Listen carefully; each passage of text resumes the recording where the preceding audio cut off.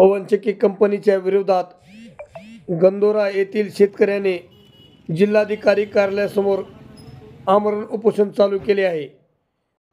शेतकऱ्याला कशासाठी आमरण उपोषण करण्याची पाळी आली आहे ते आपण त्या शेतकऱ्याकडूनच जाणून घेऊया। खेलू बाबुराव सोनटेके, राहणार गंधोरा, जिल्हा तालुका तुळजापूर, जिल्हा धाराशिव।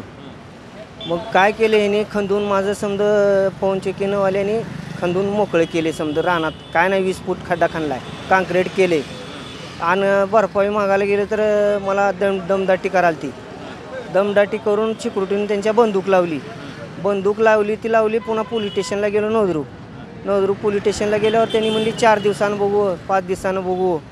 त्यांनी काहीच केलं नाही। त्यांनी 4 दिवस गेली, 5 दिवस गेली। मग त्यांनी काय केलं माहीत आहे का, शेतात येऊन बघावं माझ्या प्रत्यक्ष काय बी नुकसान झाल्या का ना झाल्या, मग जेवढी आहे तेवढी मला भरपाई द्यावं। कोणत्या कंपनीला? Renew company.